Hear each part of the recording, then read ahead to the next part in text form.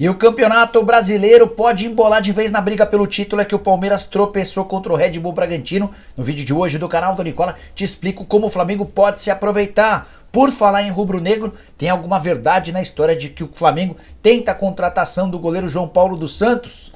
Falo ainda sobre outro goleiro, Marcelo Groi, alvo antigo do São Paulo, foi cotado ao longo do sábado para defender o Grêmio, para completar a irritação de Rogério Ceni, que chamou um torcedor para briga, um torcedor do São Paulo. Falo sobre o tropeço do Vasco na Série B, as últimas do mercado de transferências e muito mais. Antes, deixa eu só me apresentar, Jorge Nicola, jornalista esportivo e dono desse canal do YouTube que tem a missão de deixar você por dentro das últimas do mercado, bastidores, transferências e muito mais. Se você ainda não é inscrito, resolve o problema apertando esse botãozinho vermelho de inscreva-se. Combinado? Bora começar contando que todo esse vídeo tem um oferecimento de Aposta Ganha, site de apostas esportivas que me dá maior sorte. Nesse domingo tem jogo a partir das 11 da manhã no Campeonato Brasileiro. Flamengo e Ceará se enfrentam e a vitória do rubro-negro paga R$ 1,39. Já no confronto entre Corinthians e Inter, cotações bem legais. Vitória do Timão paga R$ 2,21 e o empate paga R$ 3,15. Para Atlético Goianiense e Atlético Mineiro, o empate pagando R$ 3,40.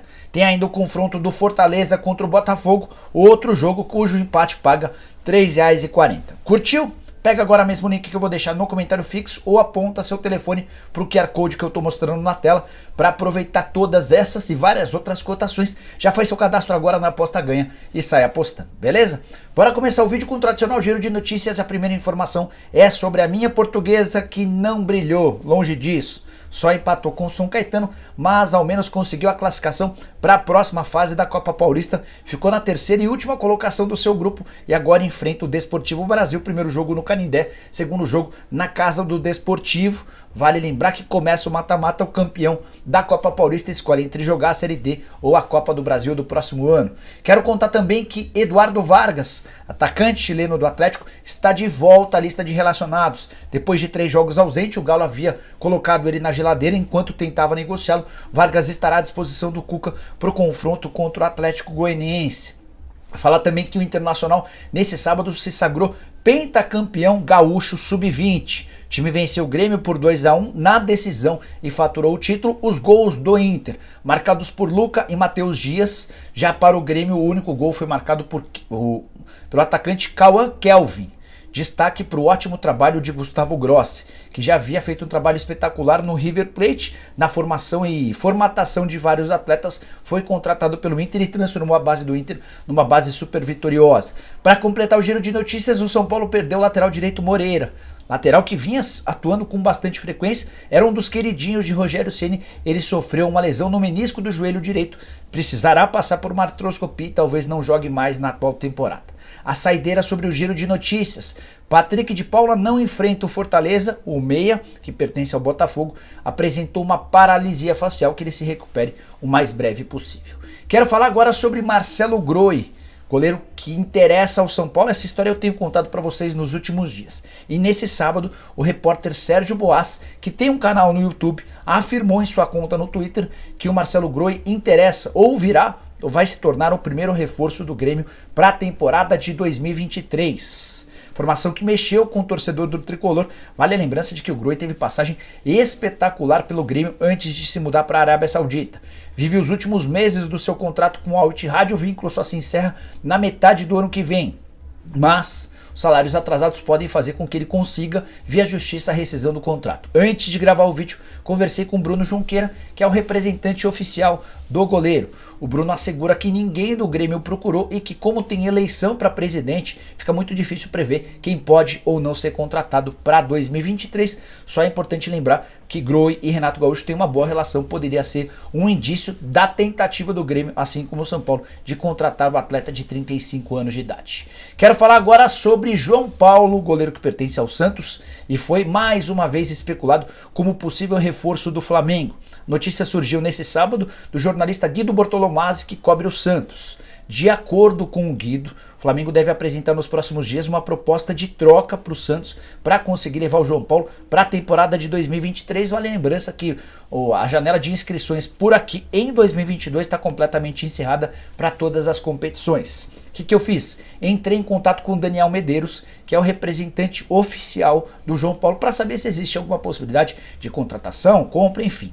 O Daniel assegura que ninguém o procurou do Flamengo. E disse mais, ele imagina que seja praticamente inviável uma negociação desse nível, até porque o João Paulo teria que se deparar, teria que brigar, disputar posição com o Santos, goleiro ex-Atlético Paranaense, que vive fase bastante legal com a camisa do Flamengo. Não deve rolar algo parecido com isso. O João Paulo já interessou ao Flamengo, mas isso ocorreu antes da chegada do Santos, mais ou menos como funcionou em relação ao Rossi, goleiro argentino de 27 anos de idade, que pertence ao Boca Juniors. Mas quero trazer uma informação exclusiva sobre o João Paulo. Nesse bate-papo com o Daniel Medeiros, o representante oficial do goleiro santista, perguntei se não houve nenhuma proposta ou sondagem nas últimas semanas em meio à janela de transferências na Europa. E o Daniel assegurou que o Ajax da Holanda fez uma sondagem que poderia se transformar numa proposta pelo atleta. O Ajax, um dos clubes que melhor revela jogadores pelo mundo.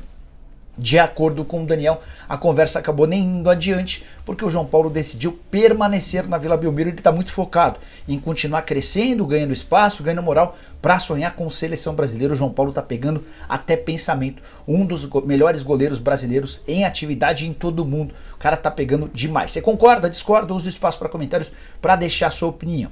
Já que falei sobre o Marcelo Groi e sobre o João Paulo, quero falar sobre um goleiro, ou melhor, sobre um ex-goleiro, hoje técnico do São Paulo. Rogério Ceni se meteu em confusão com torcedores do São Paulo. O tricolor joga nesse domingo contra o Cuiabá na Arena Pantanal. E no desembarque ou na chegada do time ao hotel em Cuiabá, houve uma série de confusões pequenas. Primeira delas, vários torcedores do São Paulo hostilizando e xingando o Igor Gomes, que havia falhado no confronto contra o Atlético Goianiense e que não quer renovar o contrato, tem feito pedidas absurdas. Entre outros coros, torcedores do São Paulo exigindo que o Igor Gomes não jogue mais pelo tricolor. Teve até um atleta do São Paulo que pediu, fez gestos negativos, como de desaprovação para os torcedores que cantavam isso para o Igor Gomes. Rogério Ceni também foi hostilizado por uma pequena parte de torcedores, não tanto quanto aqueles que o elogiavam. Ficou meio dividido, vários torcedores elogiando o Ceni e alguns criticando. Rogério ouviu e se dirigiu a um grupinho que não gostava dele, ou que não parecia estar muito animado com o atual trabalho dele. Rogério chegou a arrancar o telefone celular de um desses torcedores, depois entregou para o segurança, que devolveu para o torcedor. Mas Rogério chegou a dizer algo como: "Te espero lá dentro", para esse torcedor do São Paulo que estava o hostilizando. Houve um princípio de bate-boca, o pessoal da segurança entrou em ação e o Rogério foi em direção ao hotel. É uma das poucas vezes em que a gente vê o cara, talvez o maior ídolo da história do São Paulo, nos últimos anos, certamente o maior craque, o cara venerado pelo torcedor, bater boca, discutir com torcedores são paulinos. Isso tem muito a ver com o atual momento do clube. 4 derrotas seguidas, uma única vitória nos últimos 8 jogos. São Paulo que vai ter pela frente o Cuiabá, primeiro time na zona do rebaixamento. Hoje a diferença entre os times é de 4 pontos. Se o Cuiabá vencer, vai se aproximar perigosamente do tricolor. Bora falar agora sobre o Palmeiras, que desperdiçou mais 2 pontos no jogo em Bragança Paulista, empate em 2-2 com o Red Bull Bragantino. É bem verdade que o Red Bull chegou a abrir 2-0 com 2 ex-palmeirenses. Luan Cândido abriu o placar, o Arthur fez 2-0, finalzinho do primeiro tempo, e o Cleiton, goleiro do Red Bull, falhou feio. Ele foi cortar e colocou a bola para dentro do próprio gol. Antes de falar sobre o segundo tempo, só lembrar que o Abel poupou basicamente todos os seus titulares de olho na partida de terça-feira contra o Atlético Paranaense. No segundo tempo ele até colocou alguns titulares, como por exemplo o Dudu, mas quem decidiu a favor do Palmeiras, pelo menos para o empate, foi um reserva que há bastante tempo não jogava. Merentiel, uruguaio, um dos reforços dessa janela, entrou e praticamente no seu primeiro toque na bola recebeu um passe de Luan e, sem deixar a bola cair, tocou na saída do goleiro Cleiton para fazer o 2-2. O resultado pode até ser considerado bom pelas circunstâncias do jogo, mas é o terceiro empate seguido do Palmeiras, que vai permitir ao Flamengo, nesse domingo, em caso de vitória contra o Ceará, no Maracanã, diminuir a vantagem. Nesse momento, o Palmeiras aparece com 51 pontos. O Flamengo tem 8 pontos de desvantagem, tem 43. O natural é que o Flamengo vença o Ceará e vá para 46. Essa diferença de 8 cairá para 5 pontos, a menor diferença em bastante tempo. Será que o torcedor do Palmeiras já deve começar a ficar preocupado? O que você pensa a respeito desse assunto? Use o espaço para comentários para dizer a sua opinião. E antes de encerrar, só contar a respeito da Série B. O Vasco tropeçou mais uma vez nesse sábado jogando contra o Brusque, derrota por 1-0.